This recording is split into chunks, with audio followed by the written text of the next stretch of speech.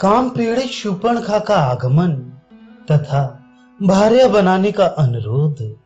स्नान करके श्री राम, लक्ष्मण और सीता तीनों ही उस गोदावरी तट से अपने आश्रम में लौट आए। उस आश्रम में आकर लक्ष्मण सहित श्री राम ने पूर्वान काल के होम पूजन आदि कार्य पूर्ण किए। फिर वे दोनों भाई पर्णशाला में आकर बैठे। वहां सीता के साथ वे सुखपूर्वक रहने लगे। उन दिनों बड़े बड़े ऋषि मुनि आकर वहां उनका सत्कार करते थे। पर्णशाला में सीता के साथ बैठे हुए महाबाहु श्री रामचंद्र जी चित्रा के साथ विराजमान चंद्रमा की भांति शोभा पा रहे थे। वे अपने भाई लक्ष्मण के साथ वहां तरह तरह की बातें किया करते थे। उस समय जबकि श्री रामचंद्र जी लक्ष्मण के साथ बातचीत में लगे हुए थे, एक राक्षसी अकस्मात उस स्थान पर आ पहुंची। वे दशमुख राक्षस रावण की बहन शूर्पणखा थी। उसने वहां आकर देवताओं के समान मनोहर रूप वाले श्री रामचंद्र जी को देखा। उनका मुख तेजस्वी, भुजाएं बड़ी बड़ी और नेत्र प्रफुल्ल कमल दल के समान विशाल एवं सुंदर थी। वे हाथी के समान मंद गति से चलते थे। उन्होंने मस्तक पर जटामंडल धारण कर रखा था। परम सुकुमार, महान बलशाली, राजोचित लक्षणों से युक्त, नील कमल के समान श्याम कांति से सुशोभित, कामदेव के सदृश सौंदर्यशाली तथा इंद्र के समान तेजस्वी श्री राम को देखते ही वे राक्षसी काम से मोहित हो गई। श्री राम का मुख सुंदर था और शूर्पणखा का मुख बहुत ही भद्दा एवं कुरूप था। उनका मध्य भाग क्षीण था, किंतु शूर्पणखा बेढौल लंबे पेट वाली थी। श्री राम की आंखें बड़े बड़े होने के कारण मनोहर थी, परंतु उस राक्षसी की नेत्र कुरूप और डरावनी थी। श्री रघुनाथ जी के केश चिकने और सुंदर थे, परंतु उस निशाचरी के सिर के बाल तांबे जैसे लाल थे। श्री राम का रूप बड़ा प्यारा लगता था, किंतु शूर्पणखा का रूप विवश और विकराल था।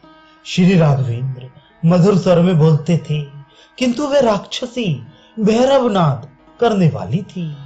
ये देखने में सौम्य और नित्य नूतन तरुण थे, किंतु वह निशाचरी क्रूर और हजारों वर्षों की बुढ़िया थी।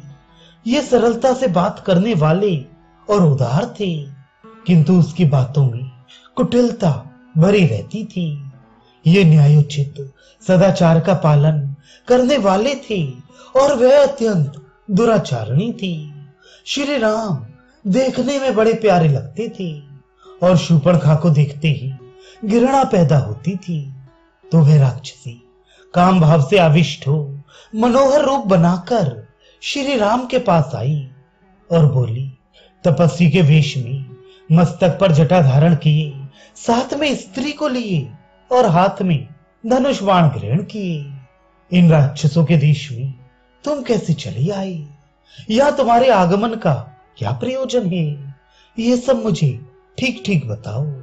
राक्षसी शूर्पणखा के इस प्रकार पूछने पर शत्रुओं को संताप देने वाले श्री रामचंद्र जी ने अपने सरल स्वभाव के कारण सब कुछ बताना आरंभ किया। देवी, दशरथ नाम से प्रसिद्ध एक चक्रवर्ती राजा हो गए हैं, जो देवताओं के समान पराक्रमी थे। मैं उन्हीं का ज्येष्ठ पुत्र हूँ और लोगों में राम नाम से विख्यात हूँ। ये मेरे छोटे भाई लक्ष्मण हैं, जो सदा मेरी आज्ञा के अधीन रहती हैं, और ये मेरी पत्नी है, जो विधेयराज जनक की पुत्री तथा सीता नाम से प्रसिद्ध है।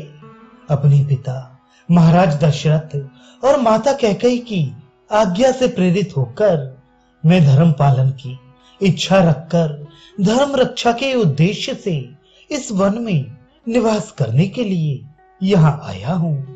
अब मैं तुम्हारा परिचय प्राप्त करना चाहता हूँ। तुम किसकी पुत्री हो? तुम्हारा नाम क्या है? और तुम किसकी पत्नी हो? तुम्हारे अंग इतने मनोहर हैं कि तुम मुझे इच्छानुसार रूप धारण करने वाली कोई राक्षसी प्रतीत होती हो। यहाँ किस लिए तुम आई हो, यह ठीक ठीक बताओ। श्री रामचंद्र जी की यह बात सुनकर वह राक्षसी काम से पीड़ित होकर बोली, श्री राम, मैं सब कुछ ठीक ठीक बता रही हूं, तुम मेरी बात सुनो। मेरा नाम शूर्पणखा है और मैं इच्छानुसार रूप धारण करने वाली राक्षसी हूं। मैं समस्त प्राणियों के मन में भय उत्पन्न करती हुई इस वन में अकेली विचरती हूं।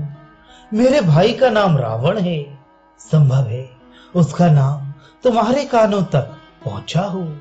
रावण विश्रवा मुनि का वीर पुत्र है, ये बात भी तुम्हारे सुनने में आई होगी। मेरा दूसरा भाई महाबली कुंभकर्ण है, जिसकी निंद्रा सदा ही बड़ी रहती है। मेरे तीसरे भाई का नाम विभीषण है, परंतु वह धर्मात्मा है। राक्षसों के आचार विचार का वह कभी पालन नहीं करता। युद्ध में जिनका पराक्रम विख्यात है, वे खर और दूषण भी मेरे भाई ही हैं। श्री राम, बल और पराक्रम में मैं अपने उन सभी भाइयों से बढ़कर हूं। तुम्हारे प्रथम दर्शन से ही मेरा मन तुम में आसक्त हो गया है। तुम्हारा रूप सौंदर्य अपूर्व है। आज से पहले देवताओं में भी किसी का ऐसा रूप मेरे देखने में नहीं आया है। अतः इस अपूर्व रूप के दर्शन से मैं तुम्हारे प्रति आकृष्ट हो गई हूं। यही कारण है कि मैं तुम जैसे पुरुषोत्तम के प्रति पति की भावना रखकर बड़े प्रेम से पास आई हूं।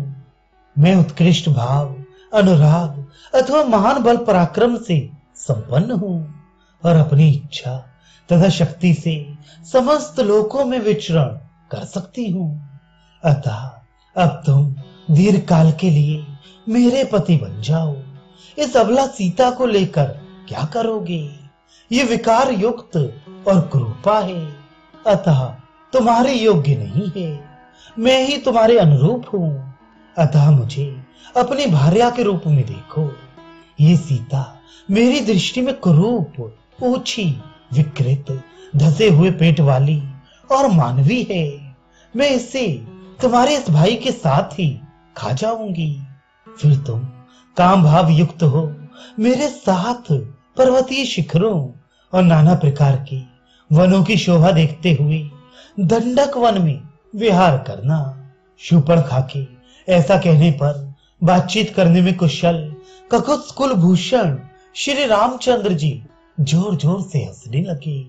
फिर उन्होंने उस मतवाले नेत्र वाली निशाचरी से इस प्रकार कहना आरंभ किया।